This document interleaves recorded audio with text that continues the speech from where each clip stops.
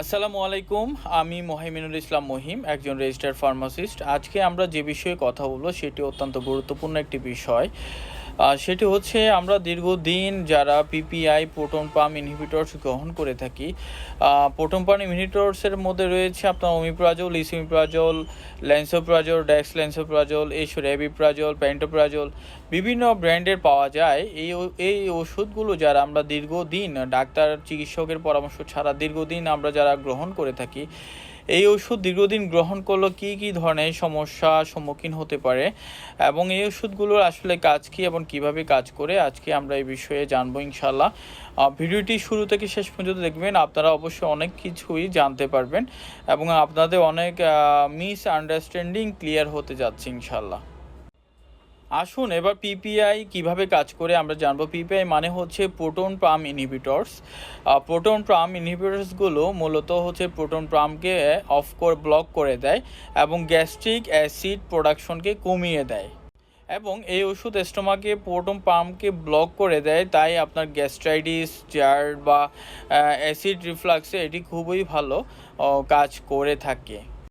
এখন আসুন জানবো যে দীর্ঘদিন ব্যবহার বলতে কি বোঝাচ্ছে। দীর্ঘদিন ব্যবহার বলতে হচ্ছে যারা চিকিৎসকের পরামর্শ ছাড়া 2-3 মাস প্রতিদিন ডেইলি কন্টিনিউ করে যাচ্ছে 2-3 মাস, তাদেরকে হচ্ছে লং টার্ম বা দীর্ঘমেয়াদী ইউজার বলা হচ্ছে।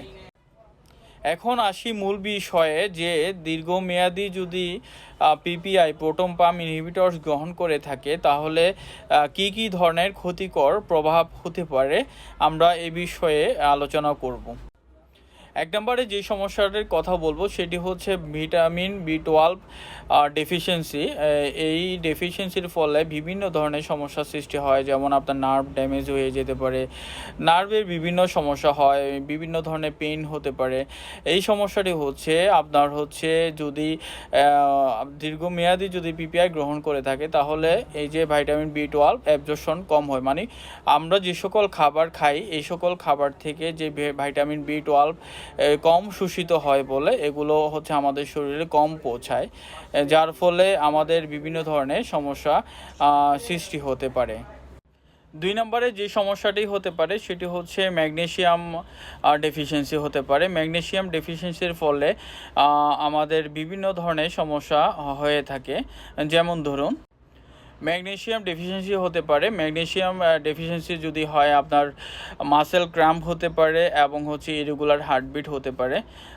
মাসেল ক্র্যাম্প হলে তো পুরো শরীর মনে হচ্ছে যেমন কামড়াচ্ছে, এই ধরনের বিভিন্ন ধরনের সমস্যা ক্রিয়েট হতে পারে এবং আপনার ইরেগুলার হার্টবিট হতে পারে। সুতরাং যারা দীর্ঘমেয়াদী পিপিআই গ্রহণ করেন তাদের আরও সমস্যা হচ্ছে ক্যালসিয়ামের অ্যাবজর্পশন কমে যায়। আমরা যে সকল খাবার খাই, ক্যালসিয়াম সমৃদ্ধ খাবার খাই, আমরা ভিটামিন বি12 জাতীয় খাবার খাই, বিভিন্ন ধরনের ভাইটামিনস এবং মিনারেলস জাতীয় খাবার গ্রহণ করি, কিন্তু আপনার এই যে যারা দীর্ঘমেয়াদী যারা গ্রহণ করছে তাদের এই পিপিআই গ্রহণের ফলে আপনার হচ্ছে ক্যালসিয়াম যেটা এটার অ্যাবজর্পশন কমে যায়। অ্যাবজর্পশন যদি কমে যায় তাহলে আপনার হচ্ছে অস্টিওপোরোসিস হতে পারে এবং হচ্ছে বোন ডেনসিটি, যে আপনার হার্টগুলো হচ্ছে ভঙ্গুর হয়ে যেতে পারে এবং মানে কোনো অ্যাক্সিডেন্ট যদি হয় ছোটোখাটো সেটা হচ্ছে ভেঙে যাওয়ার সম্ভাবনা থাকে। সুতরাং এই বিষয়গুলো খেয়াল রাখবেন অবশ্যই। এবং অনেকগুলো গবেষণায় দেখা গেছে যে যারা হচ্ছে দীর্ঘমেয়াদী পিপিআই গ্রহণ করে থাকেন তাদের সিকেডির প্রবলেম হয়ে থাকে এবং ঝুঁকি বাড়ে ক্রনিক কিডনি ডিজিজের, বিভিন্ন ধরনের কিডনি ডিজিজের, কিডনি রোগের আক্রান্ত হওয়া ঝুঁকি বাড়ে। যারা হচ্ছে দীর্ঘমেয়াদী এইসব ওষুধ কোনো ফলো আপ ছাড়া, চিকিৎসকের পরামর্শ ছাড়া এগুলো এমনিতেই মুড়ির মতো খেয়ে যাচ্ছেন, তারা কিন্তু সাবধান হন।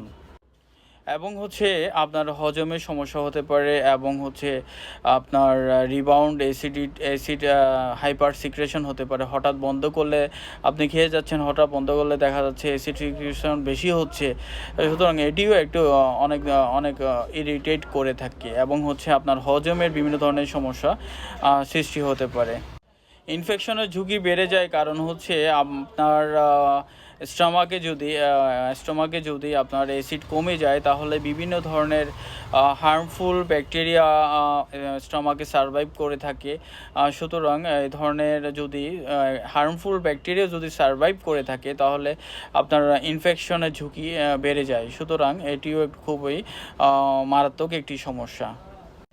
এবং এই ওষুধের সাথে বিভিন্ন ধরনের ওষুধ গ্রহণ করলে দেখা যাচ্ছে যে ইন্টারাকশন হয়ে থাকে, মানে একটি ওষুধের সাথে অন্য একটি ওষুধের যে মিথস্ক্রিয়া হয়ে থাকে সেটি খুবই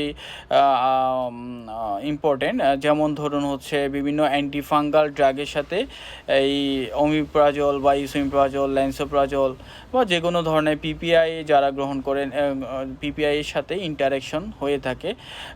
আপনার যেটা মেইন থেরাপি, যেটা মেইন চিকিৎসা, এই ইফেক্টটা কমে যায়। যেমন হচ্ছে ক্লোপিডোগ্রেল এবং ডিগক্সিন, তারপর হচ্ছে আপনার বিভিন্ন ধরনের অ্যান্টিফাঙ্গাল ড্রাগ, এইসব বিভিন্ন ধরনের ওষুধের সাথে আপনার ইন্টারাকশন রয়েছে।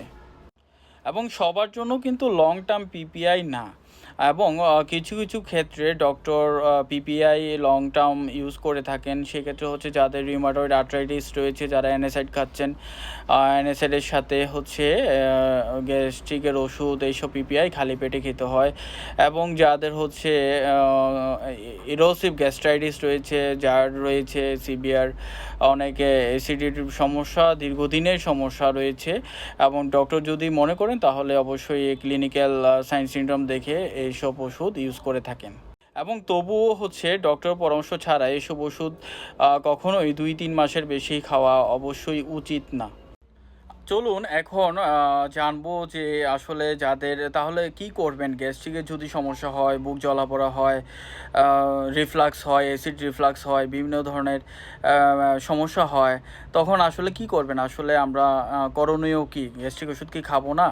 হ্যাঁ, আপনার লাইফস্টাইল যদি পরিবর্তন করেন, তাহলে কিন্তু আপনার এই ধরনের সমস্যা থেকে অনেকাংশে আপনারা মুক্ত হতে পারবেন। যেমন ধরুন, আপনি হচ্ছে ভরা পেটে কখনোই ঘুমাবেন না।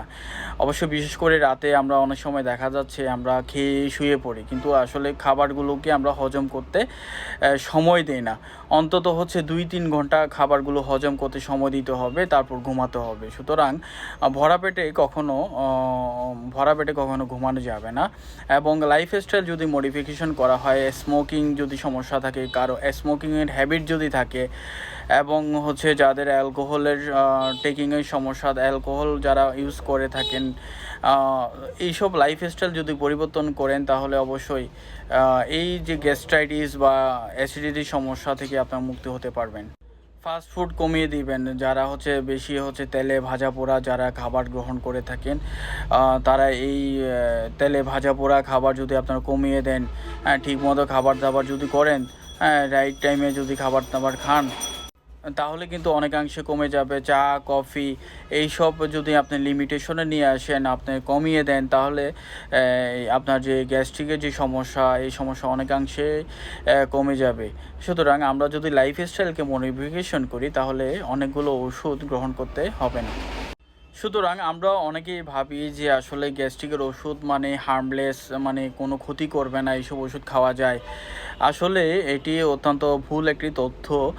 গ্যাস্ট্রিকের ওষুধে যদি আমরা দীর্ঘদিন চিকিৎসকের পরামর্শ ছাড়া যদি গ্রহণ করে থাকি, অনেক ধরনের সমস্যা, অনেক বিপদ কিন্তু ডেকে আনতে পারে। আপনার বডিতে অনেক সমস্যা হয়ে যাচ্ছে, কিন্তু সেটি হচ্ছে আপনি জানছেন না।